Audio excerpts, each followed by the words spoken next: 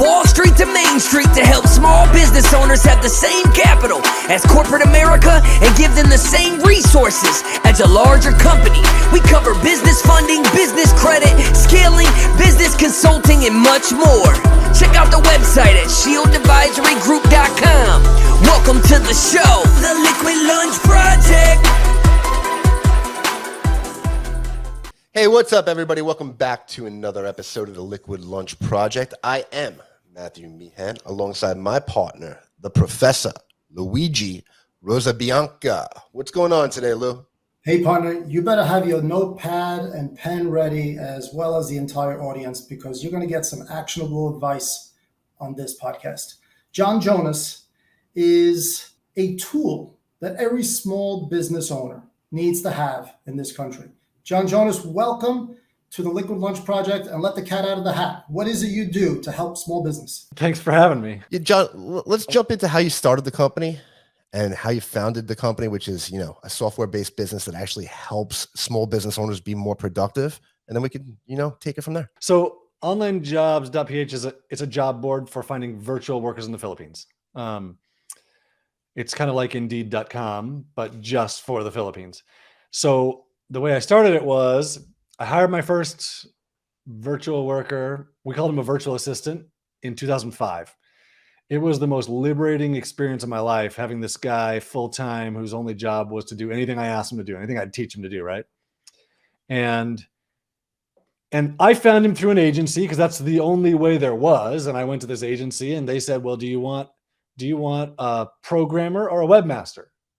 And I was like, well, I want a content writer. They said, well, do you want a programmer or a webmaster? I was like, okay, I'll take a webmaster, right? And it turned out that they didn't really care what I said. They were just going to pull a warm body off the street and bring him in, right? Because that's what they did. This guy didn't know anything. He wasn't a webmaster. He didn't know anything. But he spoke pretty good English, and he was willing to work. Like, he showed up every day and he just wanted to be taught, and it was awesome. So a couple of years in, people started asking me, like, how are you doing this? This is amazing. Like, because I was having really, really good success. I had a couple of people that I had hired a programmer, and my business was just going really well. And so people are asking me, how are you doing this? How are you doing this? How are you doing this? And I'm in this mastermind group, and we meet weekly, and every week they're asking me. And finally, I went to go recruit. So I start talking about it.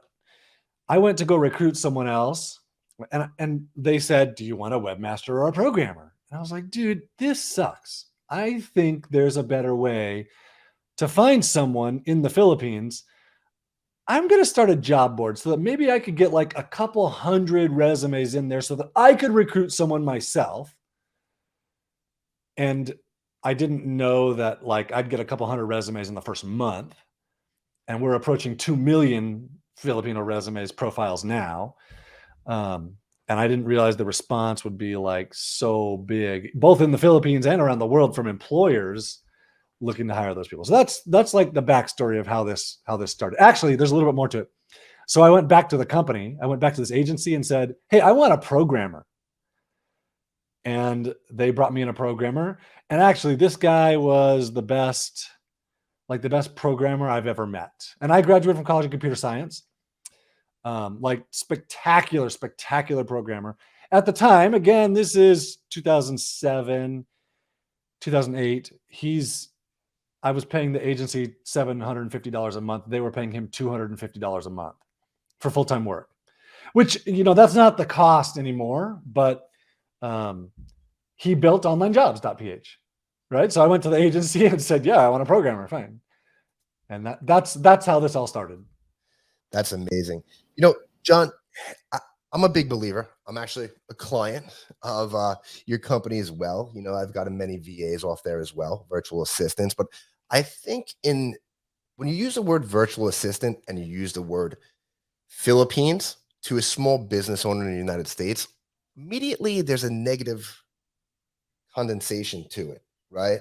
And I'm sure that you've come across this stigma a lot when dealing with and speaking with small business owners here, because they just don't think that they're going to get the quality of work out of somebody from the Philippines that they can get out of here in the US, because the wages are a lot less. Can you explain why the wage difference is so different and what the normal cost of an average cost of a virtual assistant from the Philippines here is, alongside the type of education that they come with? Yeah, so I mean, the cost of living is just different in the Philippines. It's a third world country. They don't like to be called a third world country. They want to be called an emerging economy. Um, but so like the minimum wage in the Philippines right now, which it's different in different parts of the country, but it's like the minimum wage is like $220 per month for full-time work. Now you're not going to find at that rate, if you were to pay someone that rate, you're going to find like the bottom of the barrel. Like you can't pay someone that little. Today, a starting wage in the Philippines for someone working online, because so it's interesting, like their internet cost isn't significantly less than in the US. But as a percentage of their income, it's way, way higher, right? So you're going to need to pay $400 to $450 to start, like for a beginner today, right? So then the education, and so a couple of years ago, I like what you're talking about. Like, there's this negative connotation here, and I recognize that. I've seen that over the years. Like, people don't want to hire a secretary. They want someone who's good at lead generation, someone who can do their social media, or someone who can do SEO, or whatever it is for their business, right? You don't want a virtual assistant. You want a specialist. And that's why a couple of years ago, I kind of stopped using the word virtual assistant and instead started calling them online Filipino specialists, OFS, because that's really who I hire. I don't hire. I mean, in the beginning, that first guy was a virtual assistant. He was a VA. He didn't know anything, right? But then that programmer, he was a specialist.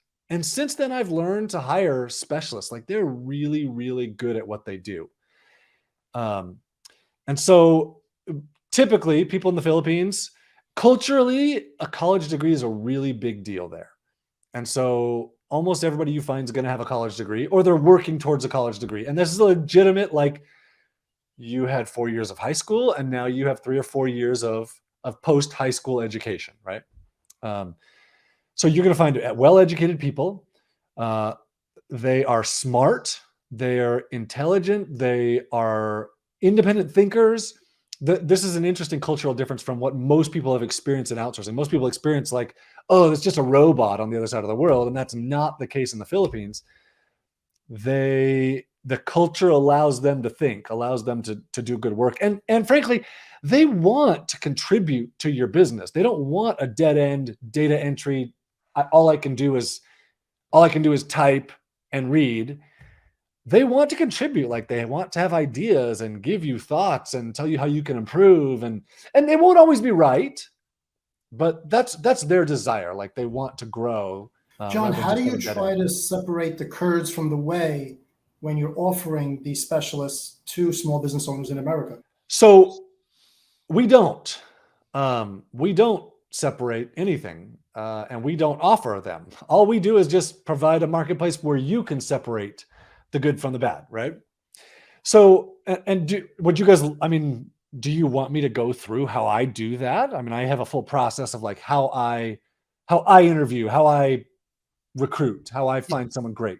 You know what, John? I think that would be extremely beneficial, so people could see how they should be vetting the candidates that come in as well, and knowing who to hire and how to hire them. Yeah. All right. So I'm going to preface this by saying I have this full detailed process laid out at onevaoa.com.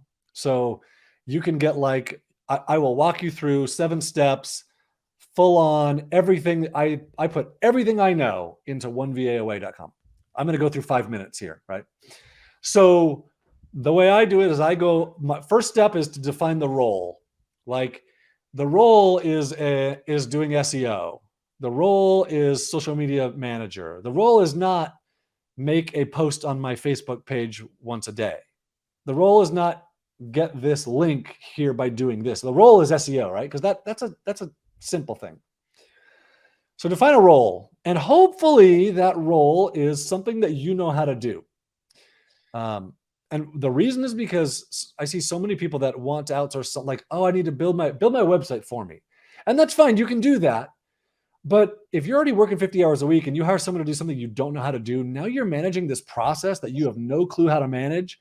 And you added another 5 or 10 hours a week to your work week. So you're not very good at managing that extra thing, and you're not very good at doing the rest of your work. And it just snowballs, right? So people I see who succeed with this and end up building teams and grow their businesses really well, they start by hiring someone to do something they know how to do. So that you can teach, like the hiring process is so much easier. The recruiting is easier. The questions are easier. The training is easier. The feedback is easier. Everything gets easier, right? Okay, so go on to OnlineJobs.ph and do a search for the general skills that you're looking for. Like you're looking for SEO, you're looking for lead generation, you're looking for, you're running you're selling products on Amazon, so you're looking for someone with Amazon FBA skills, right? Do a search for it and then spend 10 minutes and look at 20 to 30 profiles. You don't have to look at them in detail. Just look at them, because you're going to get a really good idea of like what skills exist. And because you might find, oh, this person has Amazon FBA skills and they have SEO skills, or this person knows how to do social media management and they also are a good writer. And you'll see like, oh, there's different skills here. You're also going to get a really good idea of how much someone is looking to make, how much people are looking to make. Like, what's the average salary they're asking for here? Okay, next step, post a job. So if this is something that you know how to do, posting the job is really, really easy, right? You already understand the requirements. All you need is just a subject line and a description, salary, which you just looked at as you looked at profiles, and your email address, because we're going to email you their applications. Once you get these, once you start getting applications, here's what I do. And let me go back. Here's a tip for the job post process. When you post your job, somewhere in the middle of your description, require them as they apply to include a keyword in the subject of their application. So like include the keyword SEO specialist - your name as the title of your application, something like that, right? So this will instantly it'll weed out people who didn't follow instructions, people who didn't read the job post, people who are just mass applying, right? So that'll get rid of half of applicants right away, which is super, super helpful. So you're actually dealing with people who this is relevant to them, right? So then now that you have applications, and just so you know, at OnlineJobs.ph, if you post a data entry job, you'll probably get 1,000 applications overnight. It's not manageable. So just be prepared. Like if you post a job where the title is virtual assistant, you're going to get 300 applications in 24 hours. And you cannot manage that many applications. It's impossible. So rather than posting a virtual assistant job, look at like the others, some specific things that you want in that, and post for an appointment setter, rather than and include virtual assistant stuff with it, right? So there's some advice. Okay, so now you have applications. You're going to start, at least the way that I do this is everybody wants to start scheduling Skype interviews or Zoom interviews. And that's the opposite of what you should do. So in the Philippines, they do not want to get on a live video chat with you. This is part of the culture. Something that if you understand this cultural thing, this will save you so much time. They're scared of being embarrassed. They fear that you won't understand them. They are scared that they won't qualify, and then they're embarrassed, and then they lose face, and it's really not a good situation. So the way that I do this is I interview them through email. I start sending 1, 2, 4 questions across 5, 6, 10 emails. And I'll send those same 4 questions to everybody. And then I see who responds, and I see how they respond. And I get to see all kinds of things before and that email takes me 20 seconds to send instead of half an hour for an interview, right? So I immediately get to start weeding people out. And here's why. As soon as I send that email, I get a response back from them. I know I asked 4 questions. They only answered 3 of them. Well, that doesn't really work for me. Like the chances of you only doing 3 tasks when I assign you 4 tasks after I hire you is pretty high, right? So that doesn't work. I also get to see, so I get to see your attention to detail. I get to see how quickly you respond. If you respond in a couple hours, sweet. If you respond in 3 days, well, like a 3-day lapse between me communicating with you and you responding after we've started working together just doesn't bode well for a virtual relationship, right? I get to see your English. I get to see your personality, because the reality is you're not hiring a skill here. You're hiring a human. And hopefully that human works for you forever. So just so you guys know, the first person I ever hired still works for me today. I hired him in 2005. He still works for me today. And the second person I hired still works for me today. And people I hired in 2011 and 12 and 14 still work for me today, right? One of the great things about the Philippines is they're super loyal. So in this recruiting process, you're hiring a human with a personality. So I get to see, oh yes, I'm super excited about getting this response back from this candidate, or oh, I don't really want to open this email from this person because it's like cringy, right? And that happens, and that's, to me, that like instantly tells me, yeah, this is not a good fit in this case, right? Okay, so what you'll find as you do this is people are going to drop themselves out of the recruiting process. People that don't want to go through the effort, which I don't want you, right? I'm going to drop people out of the recruiting process as I see, like, oh, your attention to detail isn't good enough, your English isn't good enough, your response rate's too slow. I'm going to drop people out. As I get down to like 5 people or less, I'm probably going to start assigning a test. And depending on what the role is, I'm going to assign a different test. And just as a piece of advice, if this is going to take longer than 30 minutes for them to do this test, you need to pay for it. Filipinos are very scared about doing work and not getting paid. So make sure that if it's going to take longer than 30 minutes, you offer to pay them. And it doesn't have to be a lot. It could be $10 for this test, right? From there, I have a really dang good idea of who I want to hire. And I'll start negotiating, like, how much do you want to make? What hours are you willing to work? Do I need them to work on my hours? Which, no, I don't need people to work on my hours. You might. And if you do, I really suggest you find someone who's already working the night shift rather than trying to get someone to convert to working the night shift. That's really, really difficult to do. And then you hire them. Like, okay, when can you start? I want to hire you. I'm paying you $600 a month. When can you start? I can start tomorrow, sir. Sweet. Like, here's your first task. Here's training on that first task. Here's how I want you to do it. Try. And just so you know, when I send this first task, here's my thing. Here's your first task. Here's instructions on your first task. I know that you're going to get stuck when you do this task, which is fine. What I want you to do is try and figure it out. Like, see what you can figure out to solve the problem. Google it. Ask a friend if they might know something. When you feel like you're stuck and you're not making progress, you're not able to make progress anymore, then I want you to come to me with the problem and I will help you solve the problem. What I don't want you to do is disappear. You cannot disappear. That creates the biggest problem of all, right? And that's that. So just so you guys know, that's like the number one problem with people in the Philippines is they'll disappear when they feel shy. They call it shy when they feel embarrassed or scared.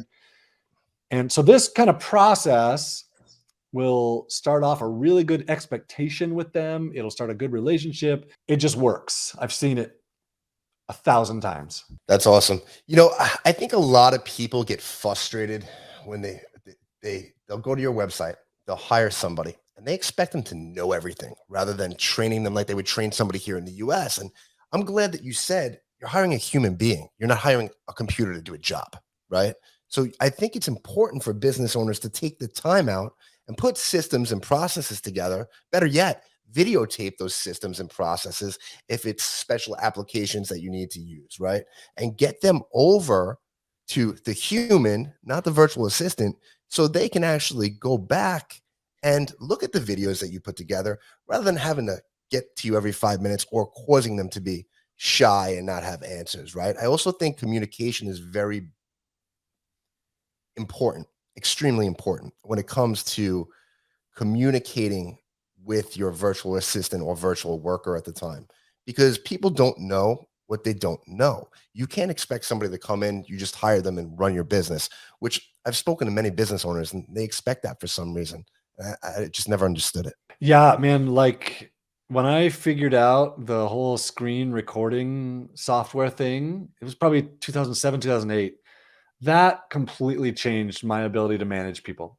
At the time, we were using Jing. Actually, when I started doing it, it was Camtasia Studio, which is so painful to use.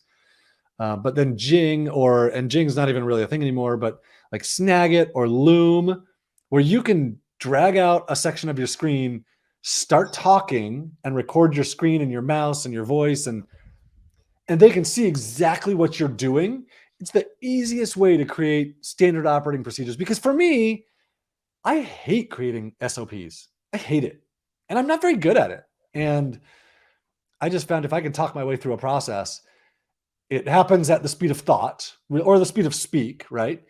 And if I mess up, like they don't understand something, I just do it again. And I don't have to like type it out. It takes me 5 minutes instead of an hour, right? And that's such a big deal. Yeah, you know what we actually wound up doing is I would do it, and then I would have my VA do the same thing and make a video the way she does it, and then we use her video to train other VAs that we bring on, right? Awesome. And she wound up coming on, and I did it the wrong way. I didn't hire for the role, like you said. I hired a generalist because I needed so many things done. But now moving forward, and I think it's changed, right? I think it's changed a lot where you can get specialists now, right? So I was giving my VA at first just too much work, right? And she just couldn't handle it all. She wasn't getting to it. I'm getting mad. I'm getting frustrated. I'm like, you know what? I need somebody that could do video editing. So what I'm going to do now is I'm just going to go hire somebody else for another $450 to $500 a month. And that is their role, right? I can have 4 employees or 4 virtual workers, right? For the cost of one person that is in the United States, right? And they're very good at what they do. Can you give us an idea into what the most posted jobs are for? What are people posting for the most these days? The most posted job is for a virtual assistant, probably because people don't understand, right?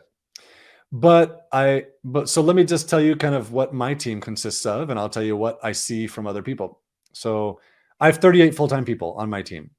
I have a sales copywriter. I have full-time programmers who are dang good at programming. I have a full-time user interface designer. I have a graphic designer, a video editor. I have an HR person. I have a couple people who do lead generation. I have social media managers. I have a team of social media people. I have a couple people that do SEO. We have customer support. We have like admin verification, back-end stuff.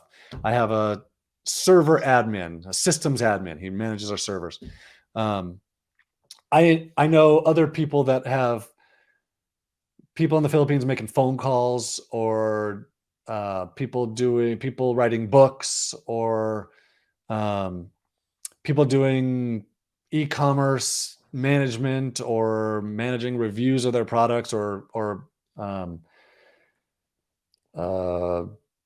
relationship management. I know people that are using VAs as account managers, like they talk to, not VAs, OFS, a Filipino specialists who talk to their clients, like in an agency model. The OFS is talking to the customer or the client. John, is there a no-fly zone? Is there a field or two where you say absolutely do not hire a Filipino specialist? No, absolutely do not. No, there's not that. Because I mean, it's like the US, like they're people. They can do it, right? However, some things are harder to hire than others. Like a sales copywriter is harder because they're in a different culture than you, right? And so if you're speaking to US customers and you have a person in the Philippines writing the sales message behind that, well, there's some intricacies that you probably need that they may not understand. I found some really good people, and they speak to US employers around the world, right? So like creating marketing messages is harder for them. It's not impossible, but it's harder. Or like cold call sales is harder. it doesn't super well fit their cultural personality. You can definitely find people, and I know people who are doing it. It's just harder. John, this relates to your business. I mean, as the Philippines emerges and that emerging economy starts growing, the salaries start growing, and suddenly the business model has to adapt. Do you foresee another country with such a ripe pool of talent as the Philippines? It's not. No, I don't. And here's why. Because it's not about the pool of talent.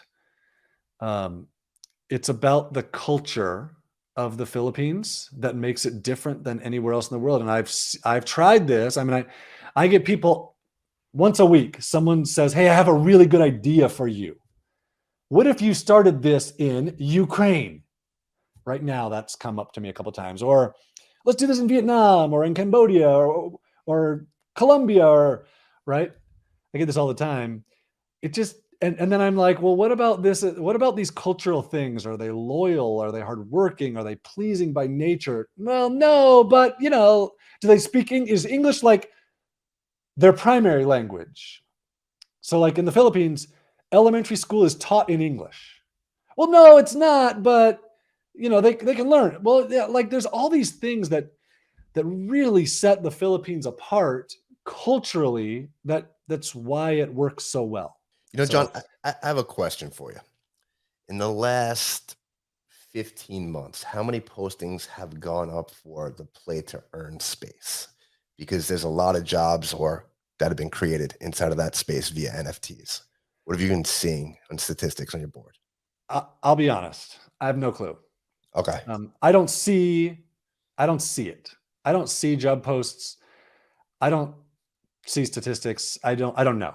I know it's happening. I know that is happening because I talked to someone who said, "Oh, I hire VAs in the Philippines to play games for me." Like, what are you talking about? Oh, for pay-to-play. Yeah. That's crazy. But okay, yeah, sure, whatever. Yeah, we actually we got involved with a company that has 3,600 people out of the Philippines playing video games all day and earning money. That's so crazy.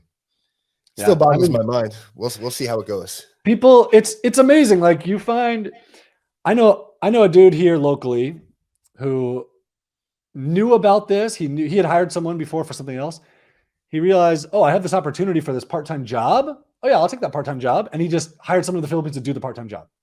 He never touches it, right? So he's making $20 an hour and he's paying them $5 an hour or something like that. I don't know. But it's amazing the creative things that when you start seeing the talent, the cost, the loyalty, the whole situation, like it's so interesting. They don't jump ship when they get offered a higher paying job, right? Like that's unheard of, like as long as you treat them well. And that's a caveat here. If you don't treat them well, then the loyalty's gone. But if you treat them well, they're so dang loyal. It just opens up a new world of possibilities for most employers. And I love the fact that they're so loyal. And I also think it's vital that small business owners in this country start looking into outsourcing that, because look, as a small business owner and entrepreneur, the most valuable thing that we have every single day is our time. And most of that time is focused on how can we grow our business. But if you could leverage opportunities and arbitrage situations by adding more specialists or Filipino workers into your staff, that'll free up that time, you're going to be able to scale a lot more rapidly. Yeah. I mean, I get at least an email every single day from an employer who tells me that it just changed their ability to run their business. It's amazing. It's amazing. I love what you're doing. I love that you put a centralized hub where anybody in the world can go on. And listen, you made the world a lot smaller, and I take my hat off for that. Thank you. So, John, let me ask you this. What's next for the company? Where do you see yourselves going? What's 2.0 look like? We don't really have a 2.0. We just continue to innovate. Like every day we do something. And we understand that if employers have a good experience, they'll come back. The people in the Philippines will come regardless, right? But if we provide as good of an experience as we can for employers, they'll come back, they'll hire more people, more people in the Philippines will show up. Obviously, we make more money. And so that's our focus. Like we do things to make the experience easier, faster, more secure, better, more likelihood of succeeding for employers. That's what we do every day. Awesome. John, we want to be respectful of your time. We appreciate you being on. But before I do let you run, I do have one question for you that we ask every guest on the show. And what does success look like to Mr. John Jonas? So success to me is progress. Like if there is progress being made, that feels like success to me. What drives me is freedom, time freedom, financial freedom, just not being tied down is what drives me. And so, I mean, one of the big things about hiring people in the Philippines has been that there's no tie down with it. There's no commitment. There's a commitment in that I hire them full time and I need to pay them every month, but I'm not tied to the government. I'm not tied to being at work at a certain time when they are. I work about 17 hours a week and have for like 10, 12, 13 years, something like that. So that freedom is really what succeeding, at least that's the driving force for success for me.